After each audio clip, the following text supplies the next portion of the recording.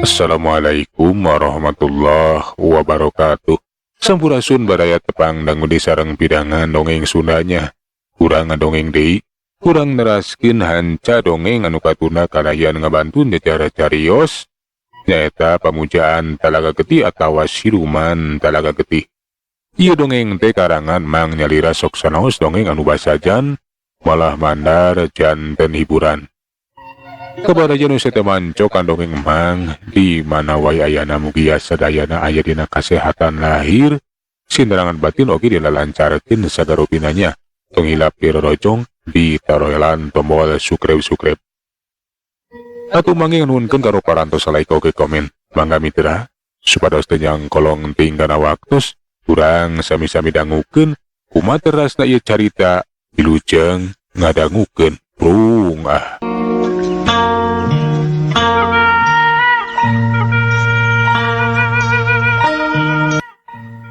Mitra kaum dangu ayeuna mah urang caturkeun di sisi Talaga Getih aya saurang lalaki anu keur leumpang we dadalikeun gawas anu keur sakalor katempo harita teh nyoloyong kebru namru labuh awakna teh katempo ngagaralang bajuna saroek garetihan kawas nu geus meunang panyiksa puguh we matak pikawatireun tapi lamun disidik-sidik mah lamun sik parang aya jalma sejen anu manggihan moal teu soakeun mitra sarieun daeta atuh kuntuna anu sihungan sungutna teh ngabudah lain ku ciduh tapi ngabulaeh ku getih gerem ngagerem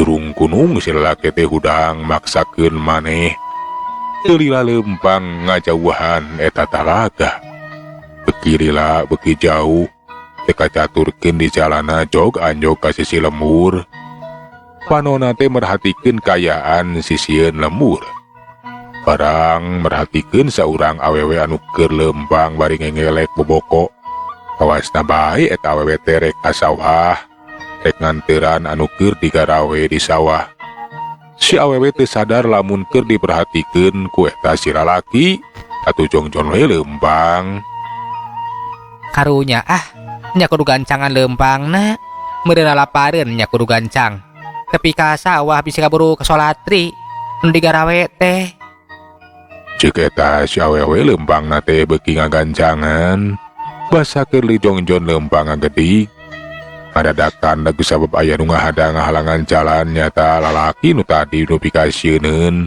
bari nyangereng kutuna teh kawasun tumaung sihungna matak paur puguh we atuh teh si bibi teh mani rewaseun alah jurig teh jurig ceuk si bibi bari unur-unuran we bobokna diecakeun bakating ku soak eta lalaki teh ngagerem teu lila ngagajleng bari ngaraweg ka si bibi kep beheung si bibi teh beurang digegel geus kitu mah getihna teh terus diserot si bibi teu bisa walakaya awakna leuleus bahamna kawas anu dikunci teu bisa nyuara tekung silak kerajat si bibi teh ngalepaskeun nyawa nepikeun ka ajal binasa satu tasna nyerot getih mah kayaan eta lalaki teh jag dewe mitra kuntuna anu sihungan ngadadak leungit panonna anu ngempur hurung jadi biasa deui bari katempo kawas anu reuwaseun kana pagaweanana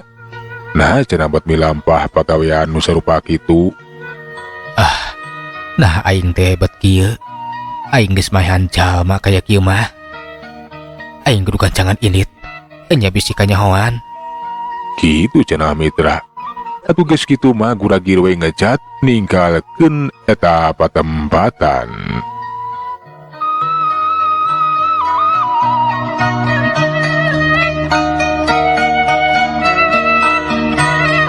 Eta si lalaki teh guragir we kukurubutan di numbala kawas anu sieunun katohyan ku jalma sejen malahan mah teh lila geus bras ka sisi leuweung nyata leuweung hideung anjog deui ka Talaga Getih. Eta lalaki teh geus tepi ka Talaga Getih mah ukur ngahulang we mikiran kajadian nu geus karandapaan. Dengar ti aing mah. Nah aing teh jadi kieu. Satu tasna nampa panyiksa aing dibebaskeun. Ngan bae edas. Kayan aing teu kaharti. Enya kawas iblis aing teh. Bet hausku getih. Alah kumaha atuh ari geus kieu. Kitu cenah cek eta lalaki teh. Nu tayalian ti Darsa teh ya. Darsa sanggeus menang panyiksa di alam siluman tuluy dibebaskeun we mitra. Ngan bae duka teuing kunaon jeung naon maksudna kayan Darsa teh ngaradak robah. Sakapeung mah kawas jalma, sakapeung mah kawas Dracula we atawa tumila anu haus ku getih. Darsa katempo manehna nangtung bari ngirikan bajuna anu sararoeh jeung jibreg ku getih. Atuh baju teh dilaanan we geus kitu mah dialungkeun ka talaga. Bari ngalaan calanana gejebur we ngagejeburkeun maneh ngadon rek mandi oge bebersih we mitra. Baju jeung calana teh diseusehan sabadare geus bebersih maneh teh guragi ruhanjat. Rap baju jeung calana teh dipake deui we. Najan bajuna geus saroeh tapi daripada eueuh baju atawa buligir mah cenah dipake deui we. Darsa sakedapan mah ngahuleng. Nah kudu kumaha cenah pilambaheun jeung mikiran kayaan dirina. Kudu kumaha atuh aing teh bingung. Lamun balik ka lembur pasti ngabahayakeun kasalamatan nu jadi pamajikan. Kasalamatan Sri pasti dina bahaya. Nya kudu kumaha atuh. Nah aing teh bisa ngadalikeun diri. Nya mending oge cicing we di dieu. Rek hirup sabisa-bisa di sisi talaga. Nya daripada nyalakakeun batur mah. Kitu mitra cek eta Darsa teh rek ngadon tumetep we cicing di eta wewengkon sabudeureun talaga getih. Mitra kaum dangu caturkeun deui si awewe anu jadi korban. Sabada aya nu manggihan atuh layon eta si awewe teh dibarawa we ka jero lembur. Di eta lembur Cipanglai teh gujrud. Sabab cenah eta awewe teh nu neulah Bieni maotna teh teu wajar. Awakna katingali sepak daya getihan. Perijing aya tapak tatu tak lebah ngebeheung. Tapak huntu we mitra. Kawas anu geus dikegel. Kok kadenge salasa urang kokolot lembur teh carita. Nya teu sangka. Nyi ini teh bakal ngaranapan kajadian sarupa kieu. Sumuhun bah. Ngan bae aya nu aneh ari keur abdi mah yeuh. Aneh teh aneh kumaha nyu. Sumuhun bah. Kesungun margi anehna teh. Eta maotna teh lain maot alatan biasa ieu mah. Tapi aya nu ngaroga halai teh. Temal mang enju atuh bah ieu ge unggut-unggutan sarua kagetna. Nya bener jang. Nilik tina tatu nama aya tapak huntu. Boa-boa di raga hala kumaung atawa macan. Cik kumaha cek ujang. Syapiraku bah. Kapan lamun kumaung atau macan mah pasti bakal dihakan eta Bieni teh. Tapi mah kur di ala getina wungkul. Nya boa-boa teu wajar ieu mah yeuh. Hai, ingis we ku bangsa siluman bah. Sapira ku atuh zaman kiwari aya bangsa siluman. Nya anu ngambah kala manusia. Basa keur jongjon ngobrol palebe jeung PRT teh nyampeurkeun. Kok kadenge palebe anu cacarita. Ieu layon teh kudu sagancangna di Pulasara. Sok sanajan urang butuh panaluntikan. Sabab maotna teh teu wajar tak kitu bahaya yang enju. Nya sumuhun palebe. Leres pisan. Nya teu wajar. Sumuhun palebe malih mah nembe teh abdi duan teh nuju ngobrol teh. Perkawis layon Bieni tak kitu.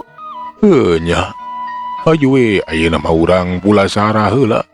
Keun engke jeung jang RT urang Badami lain kitu jang RT. Mohon palebe urang teh perlu Badami nya tapi keur ngungkulan ieu kaayaan sabab nu jelas teu acan kanyahoan sabab-musababna saha nu boga dosana. Nya ieu teh jadi ancaman we keur urang lembur mah. Bisi-bisi aya korban sejen. Kikan bah iya. Nah aku naon sababna? Sugan we bisa nyaho nah aku sato apa aku jalma. Cek palebe tu banyak kabahian nu dianggapna teh salah saurang kokolot di eta lembur atuh nu ditanya teh gancang nembalan. Hari cek abah mah lain ku sato palebe atawa ku jalma. Sabab jelas lamun ku maung atawa ku macan atawa ku ajak. Nya pasti eta BNI teh bakal dihakan. Tapi lamun ku jalma piraku aya tatu tapak huntu na beheungna. Ukur diala getina unggul. Tah kitu buku ke abah ge bingung. Can bisa mastikeun. Sarua kuring ge bingung. Atau selain itu aja nama mending kene urang pulasara heula layon BNI teh. Ayo gancang-gancang bisa kaburu berang ting ya. Gitu mitra tu gancang na cerita layon BNI teh di Barawawe ka astana pikeun di Pulasara. Atuh teh kacaturekeun eta BNI teh kiwari geus di Pulasara geus dikurabekeun. Para inong lembur geus kitu mah dikumpulkeun rek madami we pikeun aluntik jeung ngungkulan kaayaan. Bisi aya kejadian deui cenah mitra. Kira hasil babadamian sekabe urang lembur kudu giliran we ngajaga keamanan, anu ngaronda kudu giliran. Perkara naluntik mah rek dipasrahkeun ka desa. Keun we cenah direngsekeun kudu berwajib. Itu mitra kaum nanggu kayaan di lembur Cipanglai teh. Atuh gancangna carita unggal peuting lembur teh dijaga kuronda. Malahan mah polisi desa jeung pihak kepolisian ngayakeun panaluntikan ngan hanjakal cenah layonna teh kaburu dikuburkeun. Atuh pihak polisi teh langsung apal kana kayaan korban, tapi dumasar dina katerangan lamun dina beuheung korban teh aya tatu tapak huntu. Polisi geus tagohe mah boa cenah geus diroga halaku sato. Atuh harita teh ta polisi teh ngutus patugas di kepolisian marangan polisi desa pikeun moro eta sato. Bisi aya maung we atawa macan. Hamba di ayeuna wae moro teh Pak. Cek Jang Unid dumanya ka eta polisi. Ari Jang Unid teh mangrupakeun polisi desa. Atuh pok eta pamarian teh nemalan nya urang ayeuna we. Jik ajakan urang dieu anu daek milu sabab kudu sagancangna. Eta sato teh katewak atawa kacangkalak. Syukur-syukur bisa kapateni. Sabab bisi aya korban dieu. Ari cek bapa mah yakin aya maung atau macan. Mun siapa? Teh antos sakedap abi bade ngajakan urang dieu. Tangtos bakal seueur anu ngiring. Cek Jang Unid bari kuragiru we manehna teh ngajakan batur salemburana. Sabada di bejaan mah atuh aya sababaraha urang anu marilu, malahan mah Pak RT bahia aki enceng oge Jang Doing oge milu. Jang Doing mah bari nungtun anjing nyaeta si Dongso. Eta si Dongso teh anjing anu ngarti, anu memang dikukuti lelembut. Malahan mah atuh geus ngariung we di hareupeun imah Pak RT. Bari badami kumaha ka mana cenah eta mimiti moro. Pok kadenge harita teh Pak RT teh cacarita. Ke punten ieu teh Pak. Nah bade ka palih mana urang heula moro yeuh. Kira-kira nah belah mana anu deukeut ka leuweung di lembur. Ceuk eta pamarian dumanya deui. Palih kidul Pak nu caket ka leuweung mah. Tema Jang Unid milaan ngajawab. Atuh Pak RT ge mairan caritaan. Laras Pak palih kidul ari di palih kulon wetan sareng kaler mah. Aya oge kebon. Nya hayu atuh kitu mah. Urang kabelah kidul. Sabab ari sato galak mah kapan di jero leuweung. Kenyapa mangga sok Doing enta si Dongsona bawa ka depo ulah tinggalin yeuh. Eta anjing teh bakal ngabantu ka urang. Mangga Pak. Nya ku uing ge bakal dibawa Dongso. Urang moro. Kitu mitra tugas kitu mah bring wae sararea teh ngajugjug ka lebah kidul.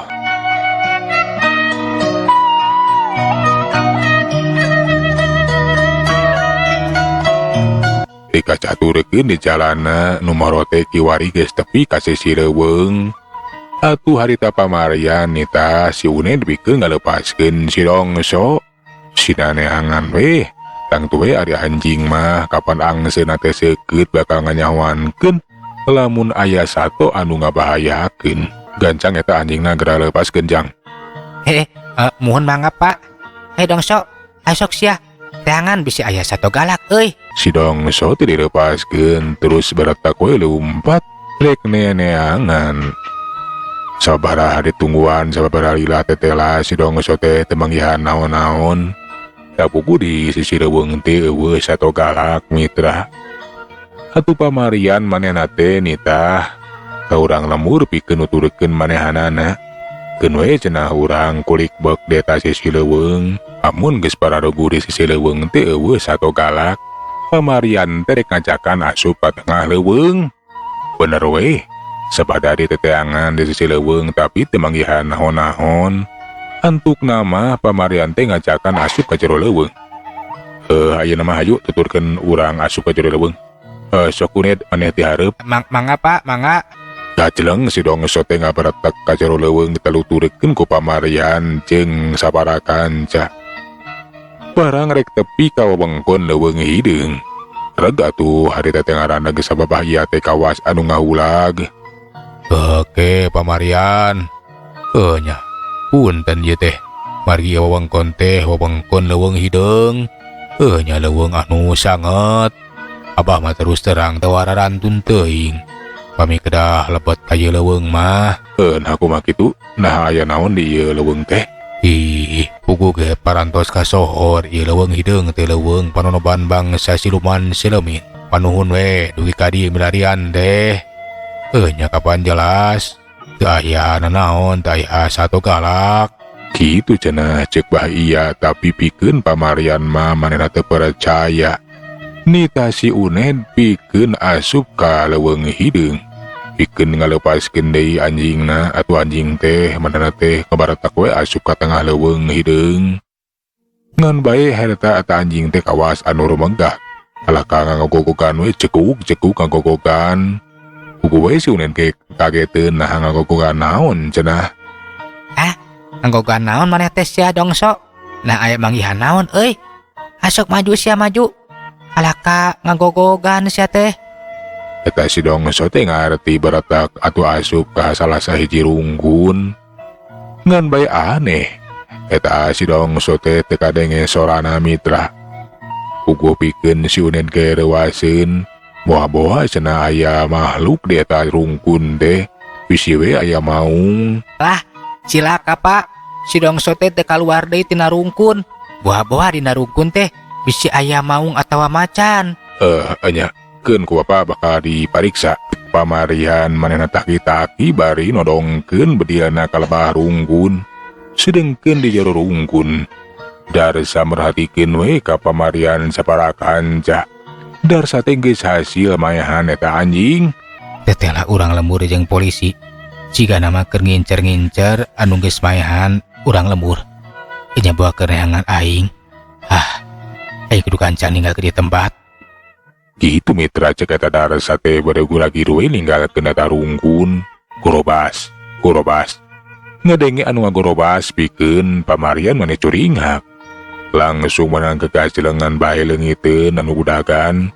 Sabab Darsa teh geus ngacorelat manehna ngajauhan eta rungkun. Pamarian guragi rumariksa kayaan rungkun kabegrebaseun sabdetela anjing teh geus paeh dina kayaan. Beheungna teh tatingalih kawas tapak anu digegel we mitra. Puguh we si Uned ge manehna mani reuaseun hanjil lunak keur sabab tetela anjing anu dikukutna teh geus paeh dina kayaan anu pikasieun dina huntuna aya tapak tatu urut digegel. Aduh Pak, ya si Dongso teh geus paeh Pak. Alah digegel ieu mah. Nya tetela geuning aya anu nyurigakeun. Tetela ieu makhluk teh aya di leuweung. Hayu urang teangan euy. Ceuk pamarian ngajakan nyusut tapak makhluk anu geus boga dosana. Atuh pring wae sararea teh nuturkeun pamarian manehna nalunti kayaan di eta leuweung hideung. Teu kungsila sararea teh tepi ka sisi talaga. Atuh sararea teh merhatikeun kayaan talaga anu aneh da eta caina teh beureum getih we mitra. Pikeun bae mah manara rempodan inggis aya kajadian nu teu dipiharep. Geus we diganggu ku makhluk anu ngageugeuh di eta talaga. Tangaran eta talaga teh lain talaga biasa. Panuhun atos we Pak dugi ka dieu. Urang teh ieu teh tos aya di talaga getih anu kasohor. Alah, bisi aya kajadian nu teu dipiharep. Haye urang kantunkeun ieu tempat.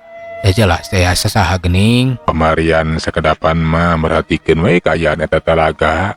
bari merhatikeun sabudeurna eta tempat bisi aya anu nyurigakeun. Tapi waleweuna naon, geus karuhan kitu mah pamarian oge ngajakan we baralik ka urang lembur pikeun ninggalkeun eta talaga kaluar ti leuweung hideung mitra.